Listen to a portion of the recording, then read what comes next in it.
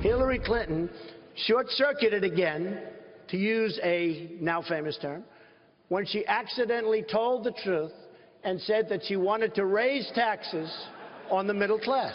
Donald Trump wants to give trillions in tax breaks to people like himself. He'd pay a lower rate than millions of middle-class families. The plans are out and the gloves are off. Hello, everyone. I'm Charles Payne in for Neil Cavuto. Hillary Clinton, Donald Trump both rolling out their tax plans, but do either do anything about our record debt? To Ben Stein, Charlie Gasparino, Julie Roginski, and Larry Glazer. Daga McDowell doing her usual great job sub-hosting Bulls and Bears, and Adam Lashinsky, well, he's still out working on that book. It's going to be great, War and Peace. In the meantime, Larry, this administration taking in a record amount in taxes, and yet our debt continues to mount. So whose plan can fix this? Sure. Well, unfortunately, neither plan really deals with the elephant in the room, and that is that soaring national debt. And in order to do that, both plans are going to actually increase the debt. We have to deal with the entitlement issue in this country. We've got Social Security, we've got Medicare, Medicaid that are 50% of the budget. So outside of that, we have one really key difference, and that is corporate income tax. You know, Hillary talks about getting companies to pay their fair share, but Donald's plan will actually do it. By lowering the corporate income tax, he gets companies to bring back that $2 trillion that's sitting overseas back to this country, where hopefully we can create some jobs and get this economy really moving. All right, Ben Stein, you like that idea, that less is more? No, I don't like it at all. I've been saying that for quite some time. It's pretty simple. If you raise taxes, you will bring in more money. The supply side formula that if you lower taxes, you will bring in more money has been proved to be faulty over and over and over and over again. I'm afraid that even though I'm not a huge fan of Mrs. Clinton, to put it mildly, her tax plan is much, much better where the deficit is concerned. I mean, we just have to raise taxes. It's horrible. I don't like paying taxes either, but we just have to raise taxes, especially on the very, very rich. They can afford it. They won't miss a thing. You know, Charlie, it's interesting to hear Ben, because I know he knows the economic history, but the supply-side Reaganomics argument, if you go back to Reagan's term in office, 3.5% annual average GDP. By the way, the last 6 years, 4.5%. That's pretty good growth. Yeah, I mean, I think listen, I respect Ben a lot. I love him. He's my brother. But nothing about economics has been proven. It has not been proven that supply side doesn't work. It really hasn't proven that it does work. But which of these plans is best, but if we could look at history, Donald Trump has a better plan. And because history shows that over time, when you lower regulations, when you lower taxes, businesses, and I believe in economic growth, brings much more taxes than any government can. Economic growth increases. Now, the problem with Donald's plan is that he does nothing to contain entitlements, and you know that's the elephant in the room with that. But if you're going to net this thing, you know this isn't even close. Her plan is horrible. It complicates everything. His plan is a lot simpler. And by the way, I trust Donald Trump's tax plan with a Paul Ryan-led Congress any day of the week. Julie, both candidates are going to spend a lot of money, and debt will go up. The point is, though, which candidates will create prosperity in light of that higher debt? Well, no surprise, I agree with Ben. Ben's right. Supply side and Ben, I'm sorry to do this to you, but it is voodoo economics. It's exactly what Even though described. It worked in practice. It didn't work in practice at all under Ronald Reagan. In fact, the deficit went up, and we know that. But you ultimately it did. But so you have two plans that I think are very, very, very interesting because of who they appeal to, right? If you're Donald Trump and you're a corporation, or you're a really affluent human being, Donald Trump's plan is great. Ben Stein will do really well under Donald Trump's plan. If you're a middle-class parent or somebody trying to get into the middle class, but if you're in the middle, protest too much, Ben.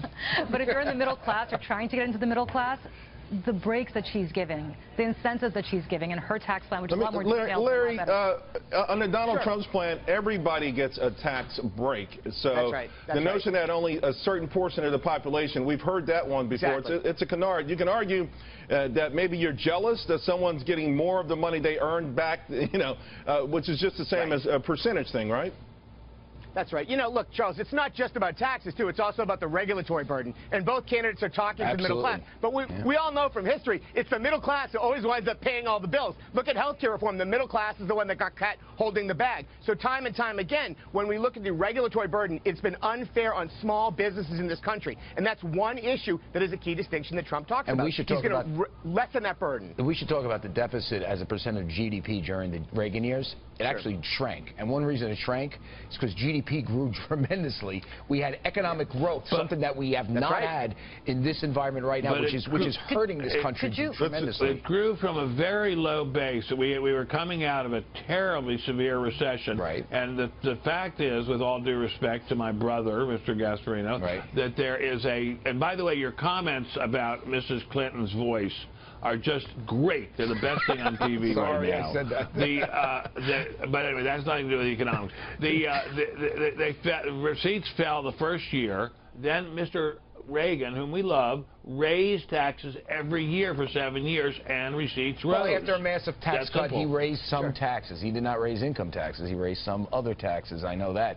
But he closed a lot of loopholes in income taxes. Which is what you're supposed to do when you reform the tax code, which is why. That's exactly right. Which is why money came back into the coffers. It is, but it's why. But that's by simplifying the tax code, which is something Donald Trump will do. You will, in effect, raise taxes while businesses, putting more money in people's pockets. That's what will happen. Well, Julie, we're talking now. Ronald Reagan, of course, had 2 tax brackets. Donald Trump has 3 or 4 if you count 0 as a bracket. Sure.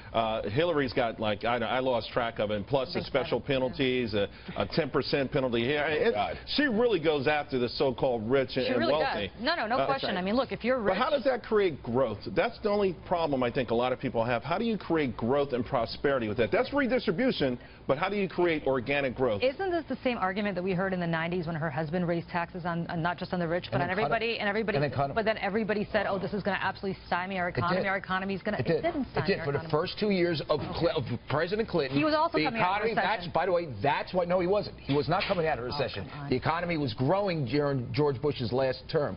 Okay. What happened? But now let's get the economic history right. President Clinton. The reason why you had a Republican Congress 2 years into the Clinton presidency is because the economy sucked. And because he raised taxes. And then he cut taxes, and you had one of the biggest booms ever. Now, I'm not saying I proved that cutting taxes works. But then he raised taxes. I mean, we're getting a lot to the minutia here. But the 1990s, the capital gains tax cuts and Julie, it is fair to say. Regulation. Right. It is fair to say that Hillary Clinton is running more on Barack Obama's economic philosophies than her husband's economic philosophies. And the big question is, will it ever generate any kind of real prosperity? Because we know wages are lower and everything else is down. Look, she's addressing, and whether this is poll-driven or economics-driven, I'll leave it up to people to decide. I think I know what it is. But she's trying to appeal to the notion that the rich have gotten very rich over the last, I don't know, 2-3 decades, while the poor have gotten poorer and the middle class has shrunk. And so that she's saying, essentially, whether you agree with it or not, that you need to tax the rich at a much higher rate and share that prosperity. President Obama. Larry, I want to ask you about this. I mean, ultimately, people watching at home who aren't, making 7 figures a year, whose plan ultimately does improve their personal lives? Yeah, well, certainly, look, tax the rich sounds great. Who doesn't want to tax the rich, right? And when you look at that plan, the reality is there aren't enough rich people to tax to pay for all the bills. So the middle class gets pushed up. And it depends on where you live. Rich in New York is very different than rich in Iowa. And when we look at the middle class, those upper middle class business owners, again, they're getting sucked dry in this economy. And a continuation of the current policies hasn't been helping the middle class. That wealth gap has never been greater, Charles.